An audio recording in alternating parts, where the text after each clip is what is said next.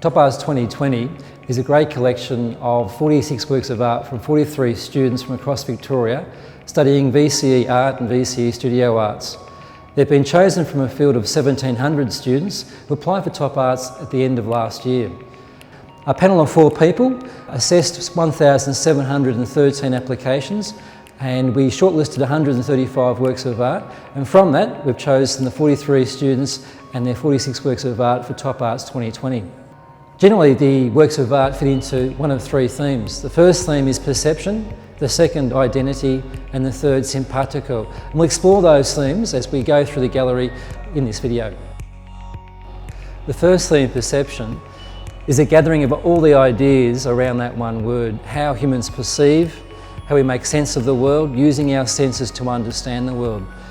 Jebediah Costin's work, titled How, is a great exploration of a range of themes, from looking at a reaction to his friend going into the army, to also his experience of New York, Paris and Melbourne. Born and raised in Geelong and now living in Melbourne, he finds the city to be pulsating with change and energy. Well, I first started making this painting because of a friend that was going off to join the war, and I was upset by it, so I decided to make a kind of eulogy for it. Lucinda Campbell's work, titled A Body, is an exploration of how the body is perceived, and especially in terms of the way that the objectification of the body seems to be part of the 21st century.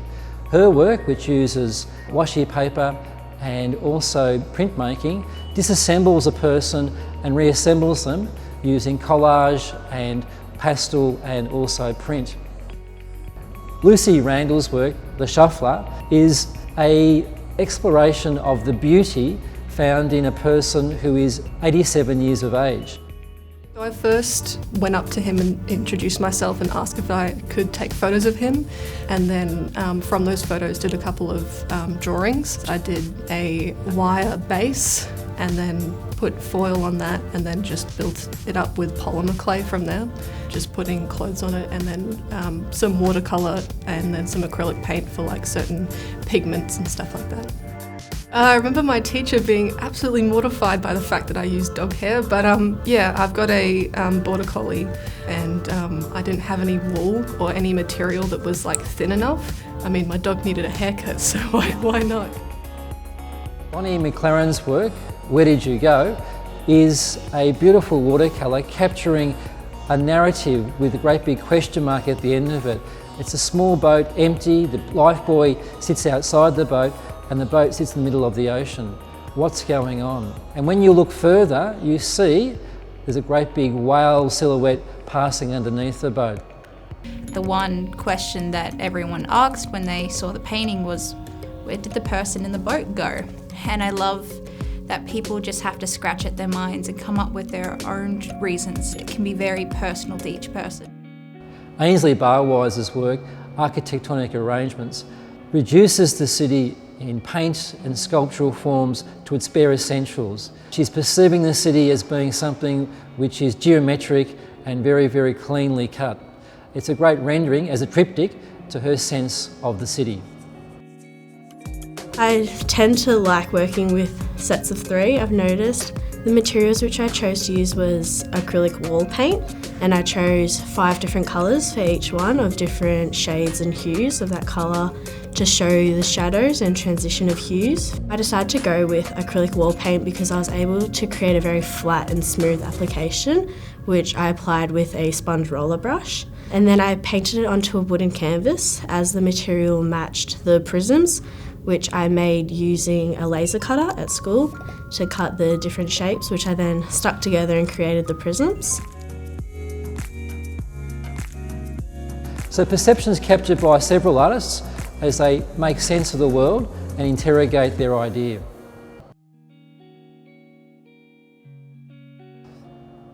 In this section titled Identity, we see students exploring a whole range of sub-themes. For example, looking at sexual identity, to place that defines who we are, to a whole understanding of how we're layered by dint of exposure to a whole range of people and places. Also we see people using a whole range of media, from digital media to traditional paints to also found objects. We see drawing, and we also see sculpture as well. In Angelo Ui's ceramic work, we see the bringing together of two cultural backgrounds. The first, the works of art using the red oxide, is his rendering of his Australian identity. The second part of his work of art, Manifestations, is a celebration and also a reconciling of his Chinese Malay background, where he brings both works of art together to say, this is who I am. A celebration of many different parts in terms of his identity. Marcus Bedford's work, which is a drawing on a large piece of paper, is a collection of 24 buildings from his hometown of Ballarat.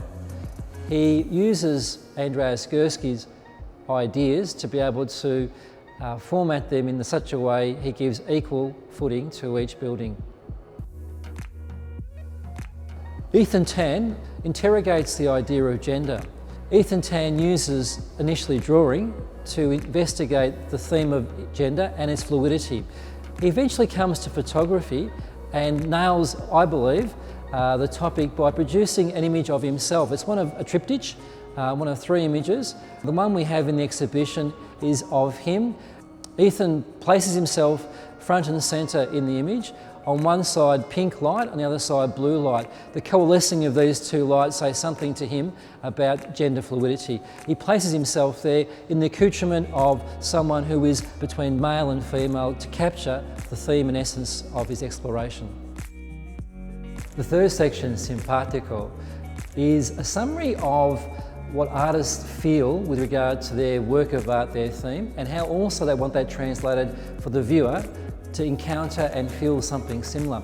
It's an unusual word, it's of Latin origin. It simply means something where someone has a deep relationship with something else or someone else. The works of art in this section typifies that deep connection between the artist and the subject, and the artist's wish for the viewer to connect also to the subject. Memphis Nagel's work, titled Lost, investigates addictions to technology, to substances, and also to bad relationships. Originally a 7-part series, we've chosen 4 for the exhibition, which captures someone going through the battle with an addiction. From the beginning, squaring off against this foe, to the end where they're almost crumpled and defeated by the addiction. Black and white swirling psychedelic lines or patterning cover the body, and also the background as well. So the person seems to be lost or being covered up or subsumed by the addiction is what Memphis's idea of her rendering of Lost is about. Matt McLean's work, titled Anamnesis, is a beautiful rendering of his grandfather Norman, who lives with Alzheimer's disease. Matt, with conversations with his grandfather, came to the realisation that in any given conversation there was a whole range of emotions coming through his facial expressions as he struggled to remember various aspects of his life.